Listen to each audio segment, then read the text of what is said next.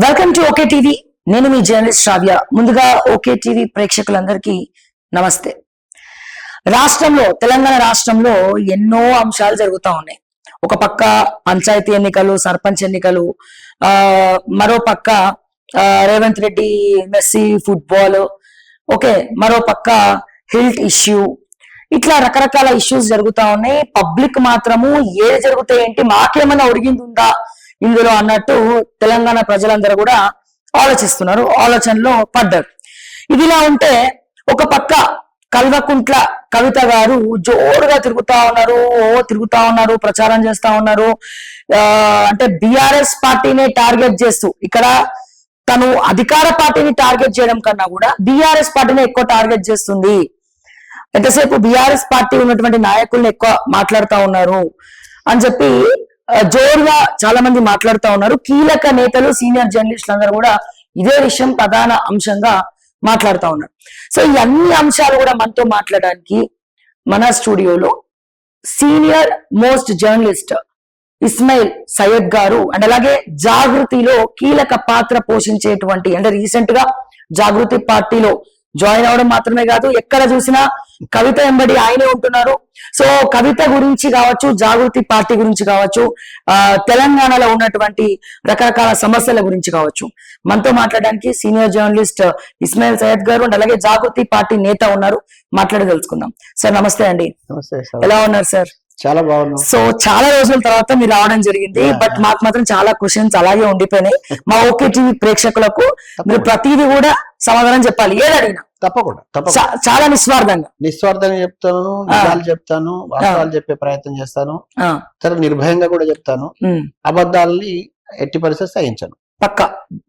అది ఏ పార్టీ అయినా, any party. Yes.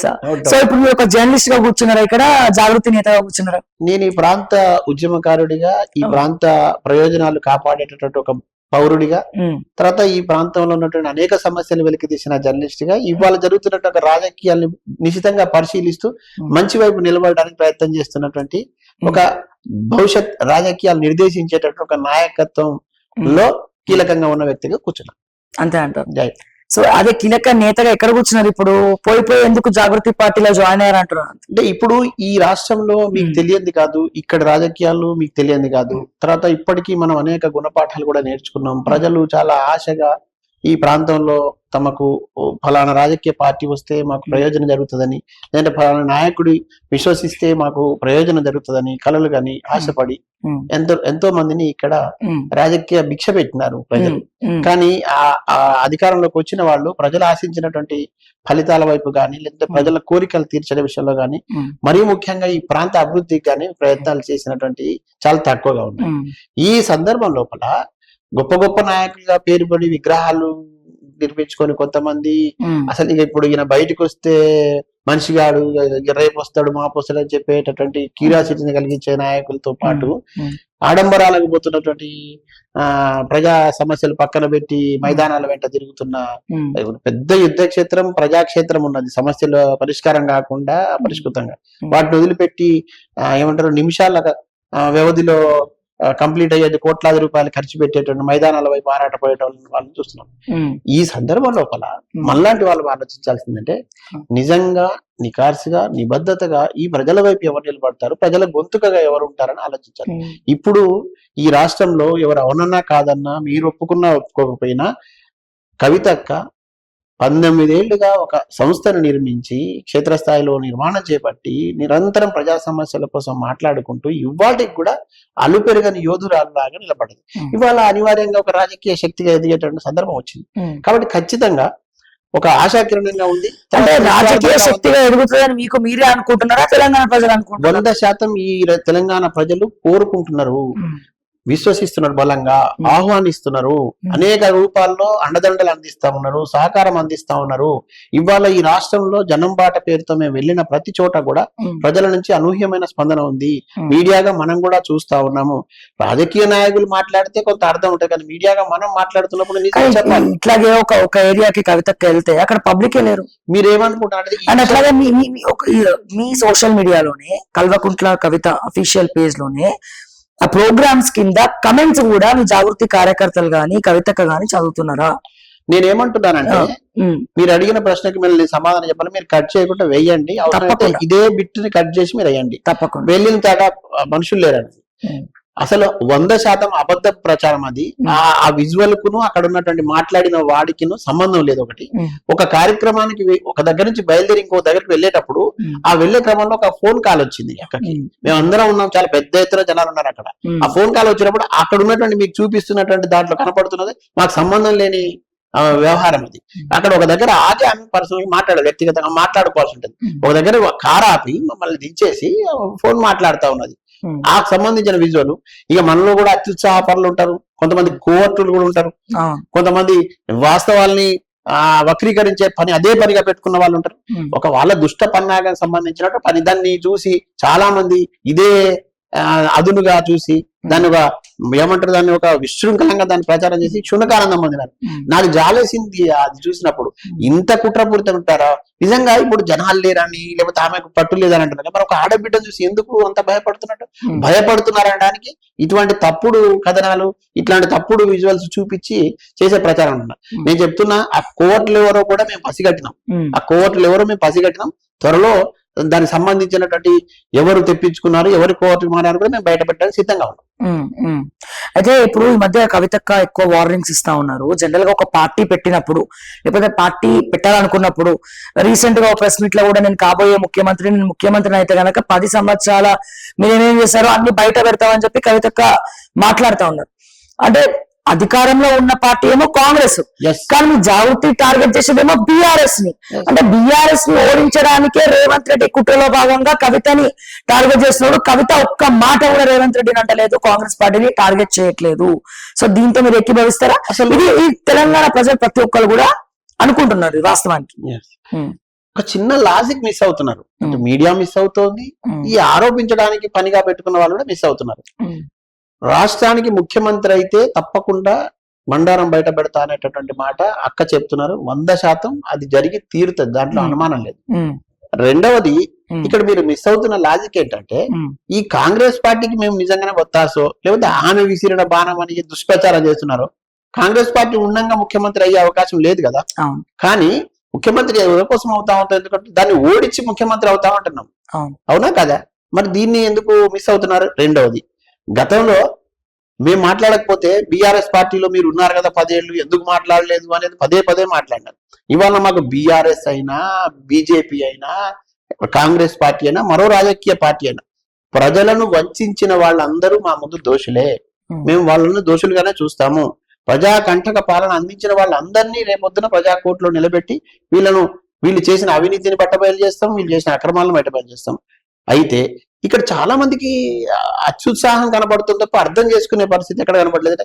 ఆమె ముఖ్యమంత్రి అయితే చేస్తానంటున్నారు ఒకటి, రెండోది ఆమె ఇప్పుడు చిట్టా విప్తానంటున్నారు. అధికారం లేకుండా, అవకాశం లేకుండా ఎట్లా సాధ్యమవుతుంది? ఇప్పుడు మీరు ఇక్కడ ఒక ఛానల్లో బాధ్యురాలుగా అటువైపు జర్నలిస్ట్ ఉన్నారు కాబట్టి నేను ప్రశ్నించడానికి అవకాశం ఉంది. ఇది ఒక వేదిక మనకు. నేను ఆన్సర్ చేస్తాను. ఏదో రోడ్డు మీద వెళ్తున్నారు అనుకోండి, నా ఇష్టం ఉంటే చెప్తాను, చెప్పను. అంటే ఒక బాధ్యత కలిగి ఉంటే, ఒక అధికారం చేతిలో ఉంటే ప్రజలకు చాలా మేలు చేసే అవకాశం ఉంటుంది. ఆ అధికారం కావాలని కోరుకుంటున్నారు ప్రజలు. అధికారం కవితక్క ద్వారా ఉండాలని బలంగా కోరుకుంటున్నారు. ఆమె కూడా 100% ముఖ్యమంత్రి అయ్యే అవకాశం ఉన్నది. అంటే ఇప్పుడు సారీ సార్, అంటే చాలా మంది నెటిజన్స్ కూడా మాట్లాడుతూ ఉన్నారు. Jayalalitha she a dynamic women, దాంట్లో no doubt. She a fire brand. ఎన్నో అవమానాలు ఎదుర్కొని తమిళనాడు ముఖ్యమంత్రిగా అమ్మాను పిలిపించుకున్న ఏకైక మహిళ ఎవరంటే జయలలిత. అంటే జయలలిత వేషధారణ వేసుకొని సేమ్ అదే లాంటి ఆమె కట్టుకున్న అంచు లాంటి చీరలే కట్టుకొని ఆమె కట్టినటువంటి వేసుకున్నటువంటి కొప్పు లాంటి కొప్పు కట్టుకుంటే ముఖ్యమంత్రులు అయిపోతారా? మీరు ఒక ఆడబిడ్డగా ఒక ఈ తెలంగాణ ప్రాంతంలో సంస్కృతిని, సాంప్రదాయాల్ని గౌరవించే ఒక సోదరిగా మీరు ఆలోచించండి. మనం ఒక గుడికి వెళ్తున్నాం, లేదంటే ఒక పండగ వస్తుంది మనకి. ఆ గుడికి వెళ్ళినప్పుడు కానీ, ఆ పండగ జరుపుతున్నప్పుడు కానీ, అమ్మవారు సంబంధించిన మనం మనసుతో కొలిచేటటువంటి అమ్మవారు భక్తితో వెళ్ళినప్పుడు ఒకవేళ అలంకరణ అనేది కూడా మనకు ఉంటది. ఆ అలంకరణ చేసుకున్న తర్వాత మనం ఆ అమ్మవారు అనుసరించిన వాళ్ళం అవుతామా, లేకపోతే ఆ అమ్మవారికి సంబంధించిన వేషధారంలో వెళ్ళిన కాబట్టి మీరు ఎట్లా అమ్మవారు అవుతారని ప్రశ్నిస్తే ఎట్లా ఉంటది? రెండవది, జయలలితగా వేషధారణ మీరు అవుతుంది. నేను 100% ఏకీభవిస్తున్నా. అక్క ఆహార్యంలోనే కానీ, ఆలోచనల్లో కానీ, ఆమె నడుస్తున్నటువంటి మార్గంలో కానీ, తర్వాత ఆమె రేపటి భవిష్యత్తును ఊహిస్తున్న పద్ధతి కానీ, తర్వాత ఆమె రూపొందిస్తున్నటువంటి వ్యూహాలు కానివ్వండి, రేపటి తరం కోసం ఆమె ఏ రకమైనటువంటి నిర్ణయాలు తీసుకోవాలనేటువంటి ఎక్సర్సైజ్ కానివ్వండి దగ్గరగా చూస్తున్నవాడిగా 100% అవమానాలు ఎదురైనా, విమర్శలు ఎదురైనా, అడ్డుకోవడానికి ప్రయత్నం చేసినా, అబద్ధాలు ప్రచారం చేసినా ఆమె నిజాల వెలుగులో ముందుకు సాగడం కోసం నికార్సుగా నిబద్ధతతో ముందుకు వెళ్తుంది. అదిరేది లేదు, బెదిరేది లేదు. 100% ఆమె ముఖ్యమంత్రి కావడం ఖాయం. మీరు కూడా చూస్తారు, నేను కూడా చూస్తాను. మన హయాంలో అంటే కాంగ్రెస్ పార్టీలో ముఖ్యమంత్రి అవుతారా, జావేద్ తరపున ముఖ్యమంత్రి అవుతారు? ప్రజల తరపున ముఖ్యమంత్రి అవుతారు. ప్రజలు ఎన్నుకున్న ముఖ్యమంత్రిగా ఉంటారు. ప్రజలు మెచ్చే ముఖ్యమంత్రిగా ఉంటారు. తప్పకుండా ఒక కొత్త రాజకీయ శక్తి ద్వారా ముఖ్యమంత్రి అవుతారు. ఇప్పుడు మాకు ఏ రాజకీయ పార్టీలు చేరే గత్యంతరం గానీ ఆగత్యం గానీ లేదండి. Very clear. చాలా సార్లు చెప్పినాం. కానీ పదే వస్తా ఉన్నది. ఏ రాజకీయ పార్టీలో చేరే ఉద్దేశం లేదు. ఎవరికి ఊడిగం చేసే కర్మ మాకు లేదు. మేము ఒక కొత్త రాజకీయ శక్తిగా రాబోతున్నాం. ఒక కొత్త పంధాలో రాబోతున్నాం.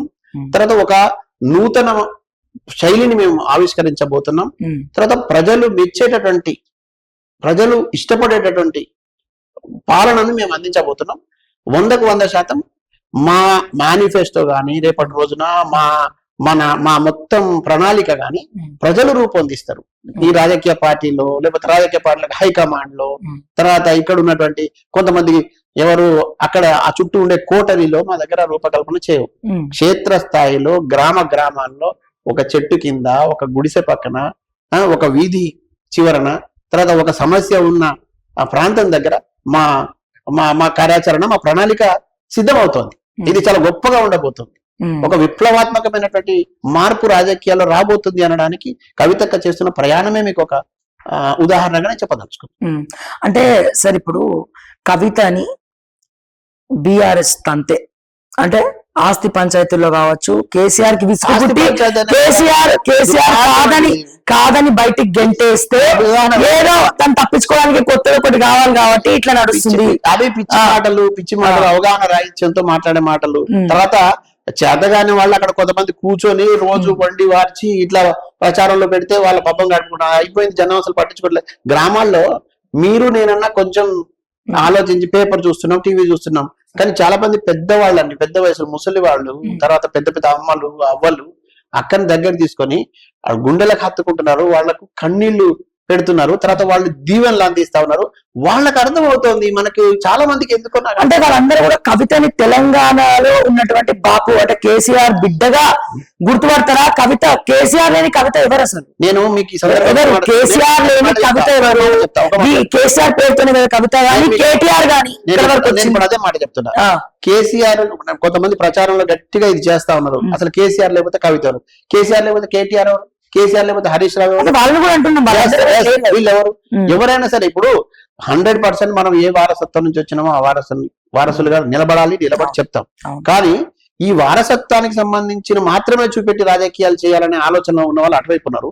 కానీ ప్రజా వారసురాలిగా, ప్రజా ఆకాంక్షలకు వారసురాలిగా ఈ యుద్ధ భూమిలో నిలబడి కొట్లాడిన తర్వాత, విజయం సాధించిన తర్వాత కూడా ఫలాలు అందలేదు. కాబట్టి ఈ ఫలాలు ఎవరికి అందాలో వాళ్ళకి అందించడం కోసం అమరుల త్యాగాల పునాదుల మీద నిర్మితమైనటువంటి ప్రాంతంలో ఉద్యమకారుల ఆకాంక్షలు నెరవేర్చడం కోసం, ప్రజల ఆకాంక్షలు నెరవేర్చడం, ప్రజల వారసురాలిగా కవితక్క వస్తుంది.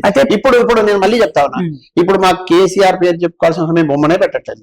మీరే కదా పెడతా ఉంటే వద్దు అని పెట్టినారు. కేసీఆర్ బొమ్మ లేదు, బీఆర్ఎస్ పార్టీ వాసన లేదు.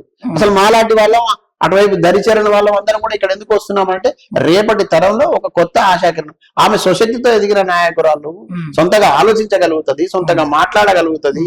తర్వాత అనేక అంశాల పట్ల ఆమెకు అవగాహన ఉన్నది. తర్వాత ఈ ప్రపంచ స్థాయిలో ఉన్నటువంటి మొత్తం రాజకీయాలను అవగతనం చేసుకుని ఉన్నది.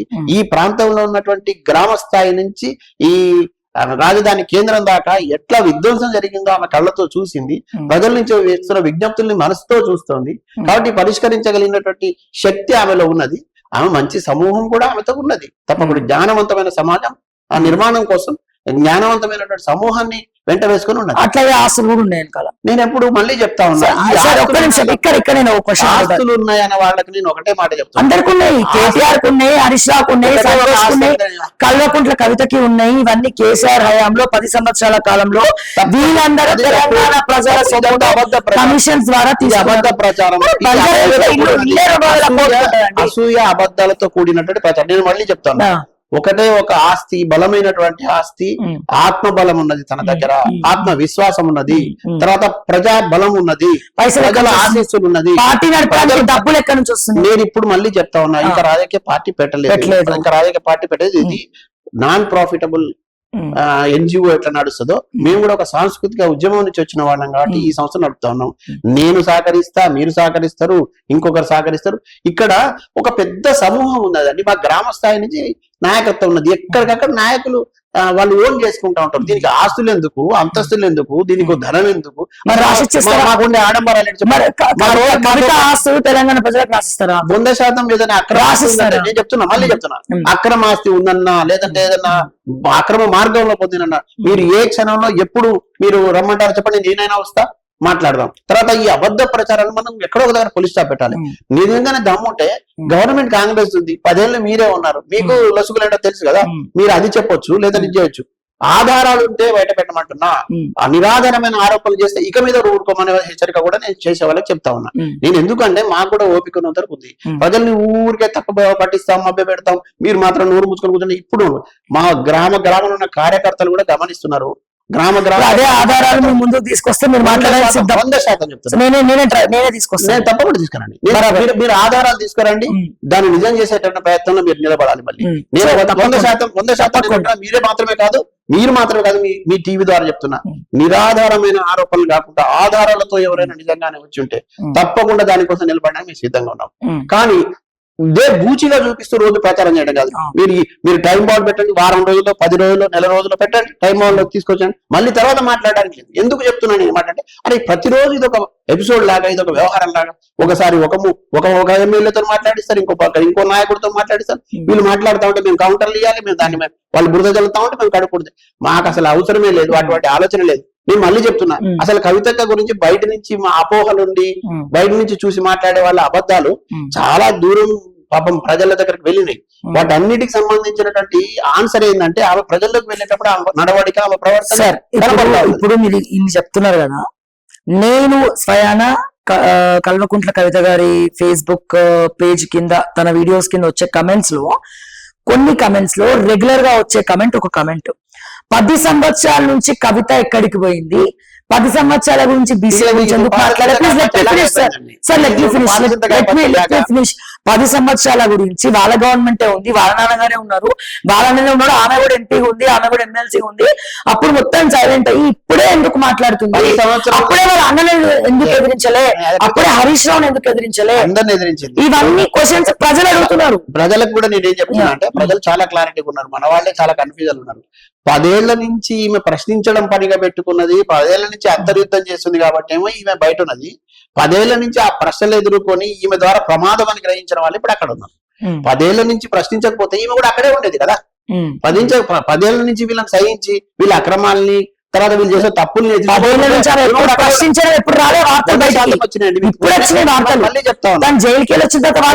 మనకు ఎట్లాంటి క్యూరియాసిటీ ఉంటదంటే, మనకు ఎట్లా ఉంటదంటే, మనకు ఒక సోర్స్ చూసుకుంటాం, లేదా దానికోసం పనిచేసేటువంటి ప్రయత్నాలు చేస్తూ ఉంటాం. ఈ బయటకి ఇచ్చే సోర్సులలో అనుకూలమైనటువంటి బయటకు వస్తుంటాయి, వాళ్ళకు వ్యతిరేకమైనటువంటి సోర్సులు విడుదల. కవితకు ఈ దాగుడు మూతలాడము, తర్వాత ఈ చీకటి వ్యవహారాలకు సంబంధించి మాట్లాడము, లేకపోతే ముందు ఒకటి వెనుక ఒకటి ఉండదు. ఆమె ఏది ఉంటే స్ట్రైట్ ఫార్వర్డ్ ఉంటుంది. ఈవెన్ నాయకుడినైనా, కార్యకర్తలైనా, సామాన్యుడైనా, వాళ్ళ నాన్ననైనా ఎదురుగా ప్రశ్నించేటటువంటి ధైర్యం ఆమెకున్నది. కాబట్టి ఆమె ఇవాళ ఇంత క్లిష్టమైనటువంటి సందర్భంలో కూడా రాజకీయాల్లో అది మళ్ళీ తెలంగాణ చైతన్యవంతమైన గడ్డ మీద రాజకీయాలు చేస్తుంది. అది నేను చెప్పదలుచుకున్నాను. రెండోది, ఇప్పుడు పదే వస్తున్నటువంటి ఈ ఆరోపణలో కొంతమంది పని కట్టుకొని చేసే తప్ప 10 ఏళ్ల కాలంలో ఆమె ప్రశ్నించినట్టుగా, ఆమె సమస్యలు లేవనెత్తినట్టుగా, మీ ఈ 10 ఏళ్ల కాలంలో 5 ఏళ్ళు పార్లమెంట్ పనిచేసింది. 5 ఏళ్ల పార్లమెంట్ లో ఈ రాష్ట్రంలో నుంచి పార్లమెంట్కి ఎన్నికైన వాళ్ళందరి జాబితా చూడండి. ఏం మాట్లాడింది పార్లమెంట్ లో, బయట ఏం మాట్లాడింది మొత్తం తీయండి. మేము కూడా సిద్ధంగా పెట్టినాం. ఇవాళ అత్యధికంగా ప్రజల వైపు నిలబడి ప్రజాగొంతుకగా మాట్లాడింది కవితక్కన. పార్లమెంట్ లో మాట్లాడినా, పార్లమెంట్ బయట మాట్లాడినా, ఇక్కడ సామాజిక అంశాల మీద మాట్లాడినా, అసెంబ్లీలో అంబేద్కర్ విగ్రహం పెట్టాలన్నా, తర్వాత మహిళలకు రిజర్వేషన్ కావాలనే అంశం వచ్చినా, తర్వాత ఇక్కడ ఉన్నటువంటి సంస్కృతి సాంప్రదాయాలు పరిరక్షించబడాలన్నా, కొన్ని సందర్భాల్లో ఆడబిడ్డల మీద జరిగిన దాడులకు సంబంధించి ఆమెను నిలబడి మాట్లాడింది. ఆ సందర్భం లోపల ప్రభుత్వ వైఫల్యాలను ఎండగట్టే ప్రయత్నం చేసింది. అయితే కొన్నిసార్లు అధికారంలో ఉన్నప్పుడు, ఇప్పుడు మీరు ఉదాహరణకు మీ ఛానల్ ఉంది, మీ ఛానల్లో 15 మందో 20 మందో 10 మందో 4 సిబ్బంది ఉంటారు. మీరు బజార్కి వచ్చైతే సమస్యలు మాట్లాడుకోరు కదా, మీరు గదిలో కూర్చొని మాట్లాడుకుంటారు, లోపాలను ఎత్తి చూపుకుంటారు, వైఫల్యాన్ని చూసుకుంటారు. తర్వాత మనం ఎట్లా ముందుకు పోవాలనే ఒక ప్రణాళిక రూపొందించుకుంటాం. అట్లా అక్కడ జరిగింది అది అధికారంలో ఉన్నప్పుడు. అయితే రోజు వచ్చి మీడియాకి మాట్లాడలేరు కదా. కాబట్టి ఇది జరిగింది కాబట్టే ఆమెను ఇవాళ బయటకు పంపించారనేటువంటి విషయం సామాన్యులకు అర్థమవుతుంది. కానీ కొంతమంది ఎందుకో ఇంకా దాన్ని పట్టుకొని దాని చుట్టూ తిప్పాలని ప్రయత్నం చేస్తున్నారు. దాన్ని ఎక్కడో ఒక దగ్గర పులి స్టాప్ పడాలి. నేను మిమ్మల్ని ఏమడుగుతున్నానంటే, మీ ద్వారా మీడియాకు సంబంధించి కానీ కొంచెం సొసైటీకి మంచి చేద్దామనే ఆలోచన పనులకు వీటి మీద టైం వేస్ట్ చేయడం కంటే భవిష్యత్తులో ప్రయాణం చేయడానికి మాకు మంచి సూచనలు ఇవ్వండి, సలహాలు ఇవ్వండి. లేదంటే మేము ఎక్కడ తప్పులు చేస్తే తప్పకుండా ఎత్తి చూపెట్టడం ప్రయత్నం చేయండి. మమ్మల్ని కూడా మంచి మార్గంలో నడపడం కోసం మీరు ప్రయత్నం చేయండి. మీ సహకారం తప్పకుండా తీసుకుంటాం. కానీ ఇవన్నీ మాత్రం మాట్లాడతాను 100%. అబద్ధాలు వద్దంటున్నా నేను.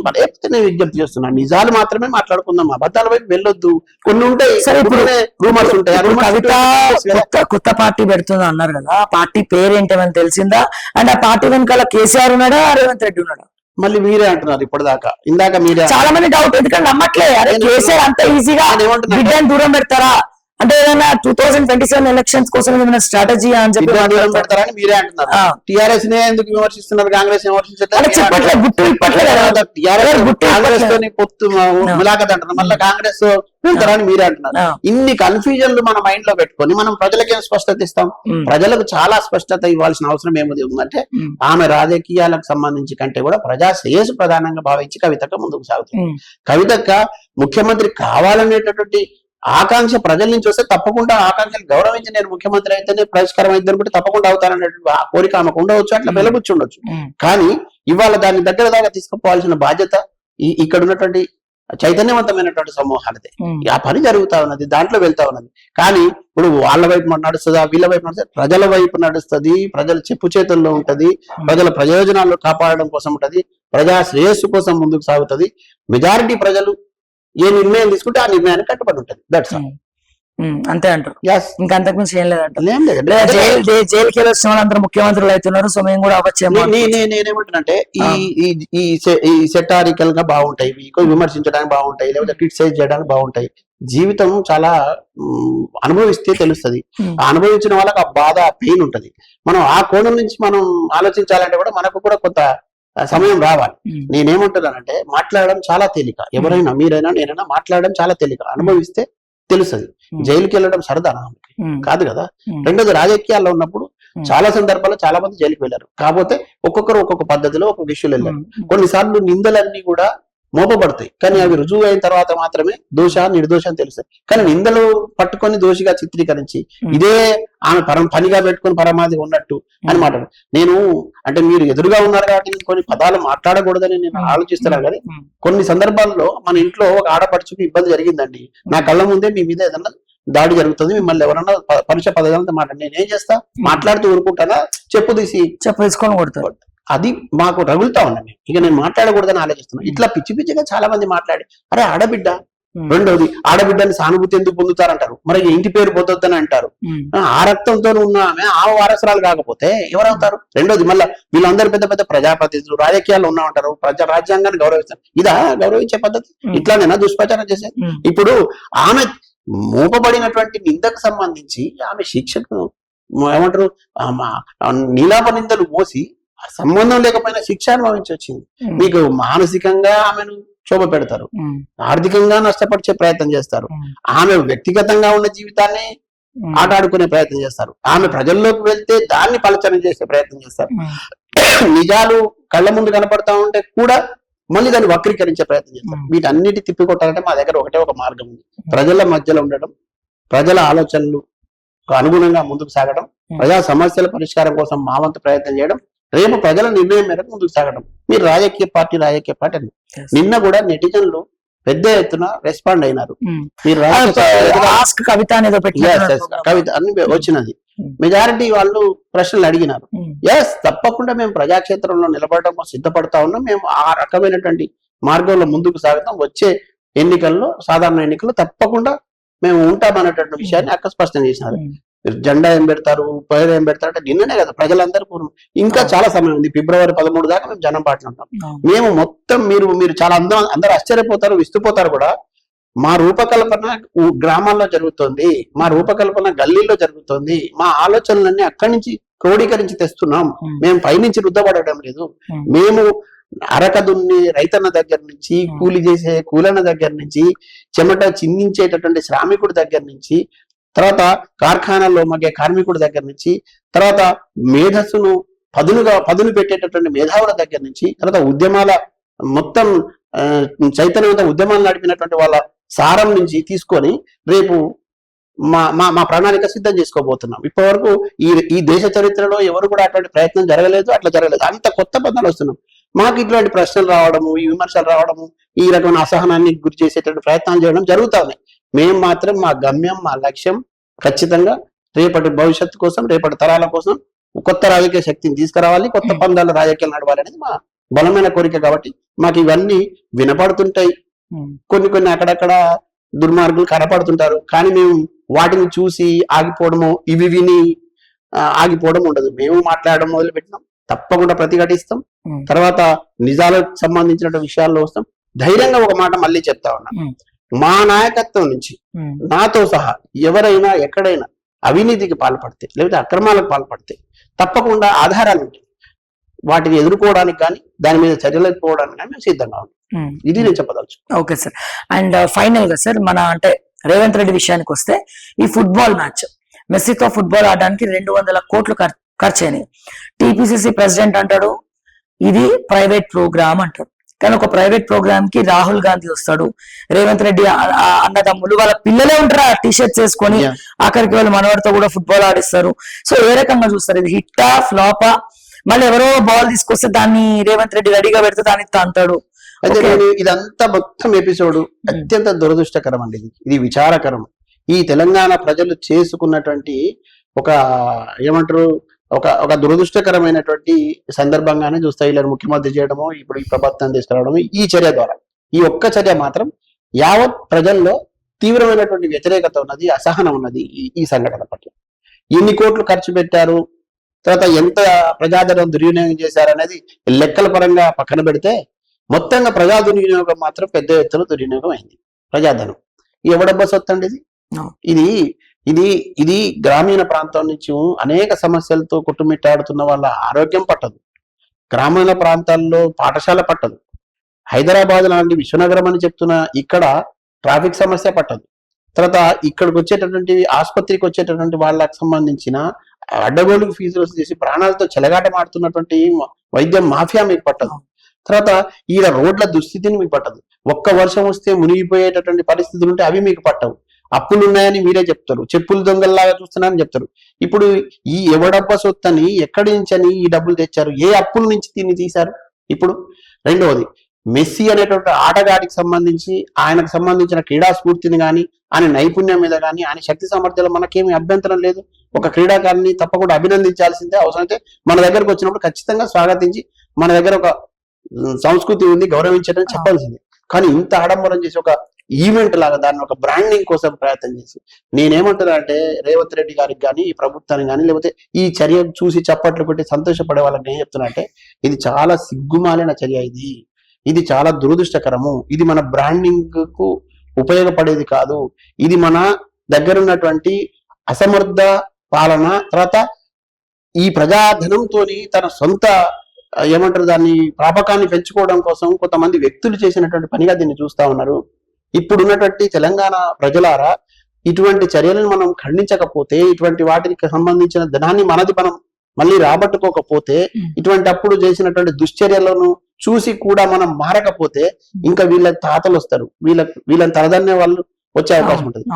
మన వాళ్ళ కోసం, అన్న కొడుకుల కోసం లేదంటే వాళ్ళ చుట్టూ ఉండే కోటరీలో ఉండేటటువంటి కుటుంబ సభ్యుల ఆనందం కోసం ఇంత ప్రజాధనాన్ని దుర్వినియోగించడం అవసరమా? అధికంగా 10 కోట్ల రూపాయలు సింగరేణికి సంబంధించిన వాడుకున్నారనేది ఇప్పుడు అదొకటి. ఇప్పుడు ఆ కొండలరెడ్డి కొడుకు కూడా ప్రైజ్ ఇవ్వడం అంతా వీళ్ళంతా ఎవరికి సంబంధించి మనకేం సంబంధం చెప్పండి?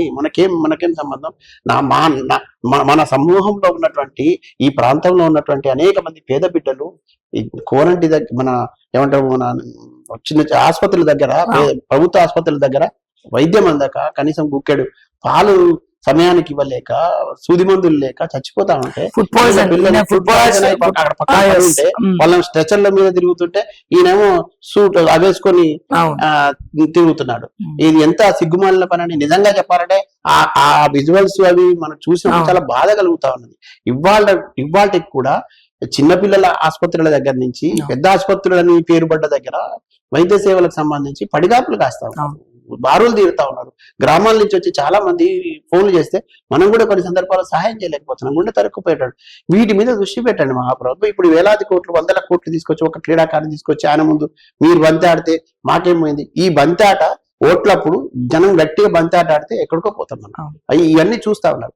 మళ్ళీ చెప్తా ఉన్నా, క్రీడలకు ఇంకొకటి బాలసుబ్రహ్మణ్యం విగ్రహం పెట్టడానికి కోసం ఆరాటపడుతున్నాం. ఈ విగ్రహాలు పెట్టడానికి లేకపోతే వాళ్ళని కొలవడానికి మేము వ్యతిరేకం కాదు, కానీ ఈ ప్రాంత అస్తిత్వం మీద ఈ ప్రాంత ఆత్మగౌరవం మీద దెబ్బ కొట్టిన వాడిని తీసుకొచ్చి మళ్ళీ మీ గుండెల మీద పాత్రం గొడ్డలు పెట్టి గోపాలతో కూర్చుతారు, మీ పునాదులు మీ గుండెల మీదనే వేస్తామనేటట్టుగా ఇది ఉంది. ఇప్పుడు మీకు కొంచెం అధికారం ఉంది కాబట్టి, లేదంటే మీకు మీ మీద నడుస్తుంది అనేటువంటి పద్ధతిలో ఉండవచ్చు. తెలంగాణ ప్రజలు గాయపడి ఉన్న ప్రజలు, గతంలోనే గాయపడినారు. ఆ గాయపడ్డ వాళ్ళు మీకోసం కొంచెం సాంత్వన చేస్తానని అనుకున్నారు, కానీ మరింత గాయాలు చేస్తున్నారు. పుండు మీద కారం చెల్లినట్టుగా ఉంది. ఇప్పుడు మీకు స్తబ్దతగా కనపడవచ్చు. ఇప్పుడు తాత్కాలికంగా మేము పెట్టేశాం, మేము అనుకున్నాం, మేము విర్రవీగవచ్చు. విగ్రహాలు మాత్రమే కాదు, కూకటి వేలుతో ఈ అక్రమ పద్ధతిలో లేదంటే ఈ ఆత్మగౌరవాన్ని దెబ్బ కొట్టడం కోసం అహంకారంతో వేసుకుని మీ పునాదుల్ని కూకటి వేలుతో కూల్చేటటువంటి శక్తి చైతన్యం ఈ ప్రాంతంలో ఉన్నది. అది తప్పకుండా జరిగి తీరుతుంది. నా లోపల కూడా ఆవేదన ఉన్నది, వేదన ఉన్నది. నేను బలంగా చెప్తా ఉన్నా, ఆత్మగౌరవం కోసం పోరాడిన వాళ్ళం అనేక మంది బిడ్డలు మన కళ్ళ ముందు చనిపోతా ఉంటే దుఃఖపడిన వాళ్ళం. ఇవాళ ఆ దుఃఖం ఇంకా మా పోనే లేదు. మళ్ళీ మీరు తీసుకొచ్చి మమ్మల్ని దుఃఖానికి గురి చేసిన వాళ్ళని తీసుకొచ్చి మా ముందు మీరు హీరోలను చేసి కూర్చోబెడతానంటే ఎట్లా? బాలసుబ్రహ్మణ్యం పాటలు తినడం నాకు కూడా ఇష్టమే. నేను కూడా ఆయనతో కలిసి ఫోటోలు దిగిన. బాలసుబ్రహ్మణ్యం పాటలు ఎవరు వ్యతిరేకిస్తారు చెప్పండి? చాలా మంది వింటారు, అంతవరకు ఓకే. కానీ బాలసుబ్రహ్మణ్యం తెలంగాణ పాట పాడనున్నప్పుడు గాయపడతామా లేదా? 100% గాయపడతామా లేదా? అంతెందుకండి, మన ఇంట్లో ఏదైనా శుభకార్యమో అదో ఉంటే మన దగ్గర బంధువులకు వెళ్ళి మనం ఆహ్వానించడానికి వెళ్ళినప్పుడు వాళ్ళు మన ఇంటికి మనం గౌరవంగా వెళ్ళి ఆహ్వానిస్తే వాడు రాకపోగా మనం ఎదిగిన తీరునో లేకపోతే ఇంకోటో అసహ్యంగా మాట్లాడినంటే వాళ్ళతో మాట్లాడే పని చేస్తాం మనం, అవునా కాదా? మరి అలాంటప్పుడు మన సంస్కృతి మీద, మన ఆత్మగౌరవం మీద, ఈ ప్రాంతం సంబంధించినటువంటి దాని మీద ఇక్కడ పెరిగి ఇక్కడ సమ్ముదిని ఇక్కడ ప్రజలతోని ఆదరణ పొంది ఇవన్నీ చేసిన తర్వాత వీళ్ళనే విస్మరించడం. ఇంకా బాధాకరం ఏంటంటే అందరూ కూడా పెట్టద్దు అంటుంటే కూడా మళ్ళా పెట్టడము, అది ఆపలేకపోయినా మనం అందరూ. నేనేమంటున్నా, కొన్ని సందర్భాల్లో నిన్న వచ్చి ఓపెనింగ్ అయిపోయింది. కొన్ని సందర్భాల్లో నేను ఒక లైన్ చెప్తా, న్యాయం తప్పకుండా గెలుస్తుంది, కానీ గెలిచేదంతా న్యాయం కాదు అనే ఒక ఉంటది. ఇప్పుడు మీరు తాత్కాలికంగా గెలిచి ఉండొచ్చు కాక ఆ విగ్రహాన్ని పెట్టొచ్చు కాక, మాకు ఆ ఒక్క విగ్రహంతోనే కాదు, చాలా విగ్రహాలు ఉన్నాయి, చాలా ప్రాంతాలకు పేర్లు ఉన్నాయి. వీటన్నిటి తప్పకుండా మార్చుకుంటాం. దానికోసం మరో ఉద్యమాన్ని దేవదీస్తాం, మరో పోరాటం చేస్తాం. ఆత్మగౌరవ పోరాటాల ముందు ఎవరెవరు పేర్లు పెట్టారు, విగ్రహాలు పెట్టారు, అవన్నీ కూడా మారుస్తారు. కేవలం బాలసుబ్రహ్మణ్యం మాత్రమే కాదండి, తెలంగాణ ఆత్మగౌరవానికి భంగం కలిగించేటట్టుగా, తెలంగాణ అస్తిత్వాన్ని నష్టపరిచేటట్టుగా, తెలంగాణని యుద్ధం చేయడమే పనిగా పెట్టుకున్న ఏ ఒక్కరిని, వాళ్ళు ఏ స్థాయి వాళ్ళు కానీ, వాళ్ళు ఏ రకమైనటువంటి పద్ధతుల్లో ఇక్కడ గతంలో నిలబడింది కాక, కానీ భవిష్యత్ తరాలకు ఉపయోగపడకుండా భవిష్యత్తును విధ్వంసం చేసినటువంటి వాళ్ళని మాకు ఎప్పటికైనా మాకు వ్యతిరేకులే. ఆ విషయంలో వెనుకకు పోయే తెలంగాణ సినిమా కూడా అంతేనా? తప్పకుండా. ఎందుకంటే 10 సంవత్సరాలు అవుతుంది, ఇంకా తెలంగాణ సినిమా డివైడ్ అవ్వలేదు. తెలంగాణ అవకాశాలు లేవు. నేను ఇక్కడ చాలా స్పష్టంగా చెప్పదలుచుకున్నా, ఆలోచించండి తెలంగాణ ప్రజలారా. ఏదైతే మనం అమరుల త్యాగాలు ఉన్నాయో, ఉద్యమకారుల ఆకాంక్షలు ఉన్నాయో, లక్షలాది మందిగా మన రోడ్ల మీదకి వచ్చి తిండి తిప్పలు మానేసి లేదంటే వీధిలోనే వండుకొని తిని ఒక శాంతియుత పోరాటం చేసి ప్రపంచానికి ఆదర్శంగా నిలిచిన మనం 10 ఏళ్ల పాటు జరిగినటువంటి విధ్వంసాన్ని చూసినాం, మళ్ళీ ఇప్పుడు కళ్ళ ముందు జరుగుతాం చూసినాం. మార్పు కోసం మరో యుద్ధం చేయాల్సిన అవసరం ఉంటది. మనం ఎప్పుడైనా యుద్ధంలో శత్రువుకు సహకరించే పద్ధతిలో ఉండకూడదు. కుట్రలు ఉంటాయి, అనేక రకాల విమర్శలు ఉంటాయి, తర్వాత కొన్ని కనబడి ఉంటాయి, కొన్ని కనబడకుండా చేస్తాయి. ఈ రూపంలో కనబడకుండా కుట్రలు చేస్తున్నటువంటి శత్రువులను కూడా మనం కనిపెట్టాల్సిన అవసరం ఉన్నది. అంతిమంగా ఈ దేశం ఎంత విముక్తి కావాలని ఎంత బలంగా అయితే కోరుకున్నామో, ఈ ప్రాంతం విముక్తి కావాలని ఎంత కోరుకున్నామో, ఈ ప్రాంతం అభివృద్ధి కావాలనే ఆకాంక్ష కూడా మనకు ఉంటుంది కదా. ఇది విధ్వంసం కాకూడదు కదా. అందుకోసం వచ్చే కొత్త నాయకత్వానికి సహకరించమని కోరుతాం. సార్ ఫైనల్ గా ఐడిపిఎల్ ల్యాండ్స్ అని చెప్పి మీరు వెళ్ళడం జరిగింది మొన్న కవిత గారితో కూడా. సో ఇప్పుడే వచ్చింది యాక్చువల్గా ఏంటి, కాంగ్రెస్ ప్రభుత్వము ఎంక్వైరీ చేయమని చెప్పి సిఫార్సు చేసిందట. అసలు ఏంటి ఐడిపిఎల్ సంగతి? నాట్ ఓన్లీ ఐడిపిఎల్ కాదండి, మీరు ఐడిపిఎల్ మీద కేంద్రీకరించి మాట్లాడడం బానే ఉంది. ఈ రాష్ట్రంలో ఎమ్మెల్యేలు అంటే లేదంటే ఒక ప్రజాప్రతినిధి అంటే ఇక ఈ ప్రభుత్వ భూములను కాజేయడం, ప్రభుత్వ ఆస్తులను కాజేయడం, తర్వాత తన ఆస్తులను పెంచుకోవడమే పరమావధిగా ఇది ఒక డెఫినేషన్ లాగా మార్చినటువంటి ఎవరైతే ఉన్నారో వాళ్ళందరి మీద విచారణ జరగాలి, వాళ్ళందరి మీద యాక్షన్ ఉండాలి, వాళ్ళందరూ దోషులుగా ప్రజల ముందు నిలబెట్టాలి. అది ప్రభుత్వం పని అని నేను భావిస్తా ఉన్నా. ఒక్క విషయంలో మాత్రం మంచిని మంచి అనాలి, దేనైనా ఇప్పుడు ఈ తీసుకున్న ఇనిషియేషన్ నేను అభినందిస్తా ఉన్నా. అది సరే, ఎవరి ప్రయోజనాలు వెనక ఉన్నాయి, ఎవరికి రేపు పొద్దున ప్రయోజనం అనేది నాకు నేను పక్కన పెడితే, ఏదైతే విచారణ జరపడానికి ముందుకు రావడాన్ని నేను స్వాగతిస్తా ఉన్నా. దీంట్లో నాకున్నటువంటి ఒక కోరిక, ఒక విజ్ఞప్తి ఏంటంటే ఇది నిష్పక్షపాతంగా ఉండాలి, ఇది నిజాయితీగా జరగాలి, తాత్కాలిక ఉపశమనం లాగా ఇది ఉండకూడదు. దీని ద్వారా మళ్ళీ భవిష్యత్తులో ఎవరైనా అట్లా చెయ్యాలంటే కూడా భయపడే పరిస్థితి ఉండాలి. పూర్తి సమగ్రమైనటువంటి విచారణ జరపాలి. కేవలం ఇక్కడికే పరిమితమై కూడా జరపకూడదు. సామాన్య ప్రజలు గ్రామ స్థాయి నుంచి వచ్చి ఇచ్చిన దరఖాస్తు కూడా పరిశీలించబడాలి. అది పరిశీలించడంతో పాటు ఆ సమస్య పరిష్కారమై సాంతన చేకూరాలి. చాలా మంది బినామీలుగా, చాలా మంది అక్రమ పద్ధతులలో అధికారాన్ని అడ్డం పెట్టుకొని కొంతమంది అధికారులు, కొంతమంది ప్రజాప్రతినిధులు కలిసి ఆడిన నాటకంలో ప్రభుత్వ భూములన్నీ కూడా అసలు భూముల్నే మాయం చేసేటటువంటి పరిస్థితి వచ్చింది, ఆస్తుల్ని మాయం చేసేటటువంటి పరిస్థితి చాలా విడ్డూరం ఉంది. వీటన్నిటినీ పరీక్షించేటటువంటి బాధ్యత ప్రభుత్వాన్ని, ప్రభుత్వ అధికారులది. దురదృష్టం ఏంటంటే అధికారులు కూడా ఎవరి అధికారం ఉంటే వాళ్ళకి వంత పడే పరిస్థితి వస్తుంది. మీరు చదువుకున్న చదువుకు న్యాయం చేయండి, మీ అమ్మా నాన్న కన్న కళలు నిజం చేయండి, మీరు చదువుకున్న గొప్ప ఆ చదువుకున్న విలువను, దాని గొప్పతనాన్ని చాటేటట్టు ప్రయత్నం చేయండి అని నేను అధికారులందరినీ కూడా మనస్ఫూర్తిగా కోరుతా ఉన్నాను. ఈ ఐడిపిఎల్ భూములకు సంబంధించిన విషయంలో, తర్వాత మిగతా ఇంకా భూములు కాజేసినటువంటి అంశాల విషయంలో సమగ్రమైనటువంటి విచారణ జరగాలి. తర్వాత శాశ్వత పరిష్కారం కావాలని నేను కోరుకుంటాను. ఎవరు ఉన్నారంటారు దీని వెనకాల? అంటే నేను చెప్తున్నాను కదండి, ఇప్పుడు నేను ఇంతసేపు అదే చెప్పినాను.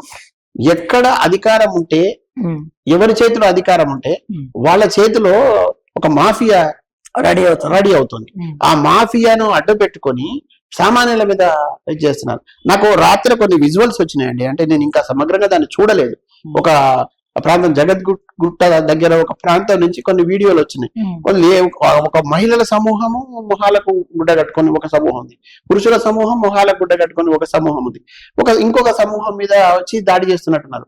అయితే ఇది ఎట్లా, ఎవరు అంటే వీళ్ళు సామాన్యులే, వాళ్ళు సామాన్యులే, కానీ అక్కడ వాళ్ళ వెనుక ఉన్నది ఎవరు అనే విషయం మాత్రం బయటికి రావాల్సినది. అంటే ఇటువంటి కొన్ని ఎట్లా ఉంటాయంటే, చూపెట్టడానికేమో అక్కడ ఉన్నటువంటి కొంతమంది ఇది మాది, వీళ్ళు ఆక్రమించారని, లేదు ఇది మా తాతది, మాకు తెలియకుండా వీళ్ళు అమ్మారని. నేనేమంటున్నానంటే ప్రతిదీ అధికారుల దగ్గర, అధికార యంత్రాంగం దగ్గర రికార్డు ఉంటుంది. ఆ రికార్డు ప్రకారం దాన్ని పరిశీలించాలి. ఒకవేళ ఇట్లాంటి ఎవరన్నా ఒడిగట్టినప్పుడు చర్య తీసుకోవాలి. ఒక గుంపుకు ఎమ్మెల్యే అండగుంటాడు, ఒక గుంపుకు ఒక ఐఏఎస్ అధికారి మా వెనక ఉన్నాడని చెప్పుకుంటారు, ఇంకొక గుంపుకు మాకు పోలీస్ అధికారి అండగా ఉంటాడని చెప్పుకుంటారు, ఇంకో గుంపుకు అయితే మాకు మంత్రి ఉన్నాడని చెప్పుకుంటారు. ఆ మంత్రి అనుమాయుల రూపంలో వచ్చి ఈ గ్యాంగ్లను మెయింటైన్ చేశారు. ఈ పరిస్థితి పోవాలి అని అంటే ప్రజలే చైతన్యవంతం కావాలి, ప్రజల నుంచి తిరుగుబాటు కూడా రావాలి. అన్యాయం జరుగుతున్నప్పుడు ఇది కేవలం వాళ్ళ పని వీళ్ళ పని అనుకుంటా ఆ ప్రాంతంలో జరుగుతున్నప్పుడు నిజాలు తెలిసిన వాళ్ళంగా మనం కూడా దాన్ని ఎదిరించడానికి సిద్ధపడాలి. అయితే ప్రభుత్వాన్ని మాత్రం బాధ్యత ఈ కోర్టులు, చట్టాలకు సంబంధించిన అంశాలను గౌరవించడం, అందరికి సమాన న్యాయం అందించడం, ఈ విషయంలో ఆ సమాన న్యాయం కోసం వెళ్ళేటువంటి సామాన్యుని కూడా పరిశీలించడం న్యాయస్థానాల బాధ్యత, చట్టం బాధ్యత, ప్రభుత్వం వాళ్ళకి అండగా నిలవాల్సిన బాధ్యత. ఉమ్, కానీ దురదృష్టం ఏంటంటే బాధితుడిగానే ఉంటున్నాడు. ఉమ్. ఈ ఎవడైతే కబ్జాదారుడు ఉన్నాడో లేకపోతే ఎవడైతే ఆ. పీడితుడు ఉన్నాడో వాడు మాత్రం ఇచ్చేస్తున్నాడు. ఆస్తులు దానికి కొంతమంది వీళ్ళు కూడా సహకరిస్తున్నారు స్టేషన్ లో. సాగరిస్తారు. అది దురదృష్టకరం. ఇది వెళ్ళాలని నేను బలంగా కోరుకుంటున్నాను. ఒక రోజులో అయ్యే పని కాకపోయినా ఇది పరిష్కారం కావాలి. అంటే అలాగే పంచాయతీ ఎన్నికలు కూడా నడుస్తా ఉన్నాయి. మీ జాగృతికి సంబంధించి కూడా ఎవరో ఒకరు గెలిచారని విన్నా. అంటే చాలా మంది ఉన్నారండి బయట. ఇప్పటికే అది రాజకీయ పార్టీ గుర్తు మీద కాదు. ఉమ్, ఇక కొంతమంది మేము గెలిచినామని 100% దాంట్లో 90% మేమే గెలిచినామని ఒక పార్టీ అంటది.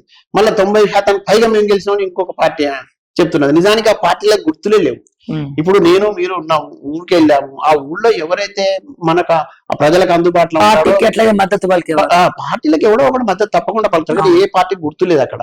కానీ ఈసారి వ్యక్తిగతంగానే చూసి వేసే అవకాశం నేనైతే అట్లానే వేసి వచ్చినాను. ఏ రాజకీయ పార్టీకి సంబంధించి కాకుండా వ్యక్తిగతంగా అక్కడ ఎవరు ప్రజలకు అందుబాటులో ఉంటారో అట్లాంటి వాళ్ళకి మనం ఎన్నుకోవాలనేటువంటి నలుగురు చెప్పాము. మనం కూడా ప్రయత్నం చేసి వచ్చాం. ఇక వాడు ఏదో పార్టీకి సంబంధించిన వాడికి దండేసి ఉమ్, ఇది నా పార్టీ అంటే మనం ఏం చేసుకుంటాం ఉమ్, అట్లా ప్రగల్భపడుతున్నారు. జాగృతి కార్యకర్తలు కూడా చాలా మంది చాలా చోట్ల గెలిచారు. గెలిచినారు. ఎట్లా వాళ్ళు కూడా అక్కడ ఉన్నటువంటి స్థానిక బలంతోని, స్థానిక వాళ్ళకు ఉన్నటువంటి పరిచయాలతో, లేకపోతే వాళ్ళు చేసినటువంటి మంచి పనులతో, కొన్ని చోట్ల సామాజిక వర్గాల సపోర్ట్ తోని గెలిచినారు. ఇది ప్రామాణికం కాదండి. మా గోల్ వచ్చే సాధారణ ఎన్నికలు. తర్వాత వచ్చే సాధారణ ఎన్నికల్లో ఖచ్చితంగా ఈ రాష్ట్రంలో అధికారంలోకి రావడం, అధికారం రావడం ద్వారా ఇక్కడ ఉన్నటువంటి జరిగిన విధ్వంసాన్ని, జరిగినటువంటి అన్యాయాలని, జరిగినటువంటి అక్రమాలని వెలికి తీయడం, సుస్పష్టమైనటువంటి ప్రణాళికతోని ప్రజలకు మేలు చేయడం కోసం ముందుకు సాగడం మా ముందున్న కర్తవ్యంగా మేము భావిస్తాం. Yes sir. Anyways thank you sir. Thank you so much. So ఎన్నో విషయాలు మనం మాట్లాడుకున్నాము. సో మీకు ఇంకేమన్నా ఏమంటారు, మన సయ్యద్ గారు చెప్పిన వ్యాఖ్యలతో మీరు ఏకీభవిస్తే గనక కమెంట్స్ రూపంలో మీ అభిప్రాయాలు, సూచనలు తెలియజేయండి. అంటే చూస్తూనే ఉండండి ఓకే టీవీ. నేను మీ శ్రావ్య.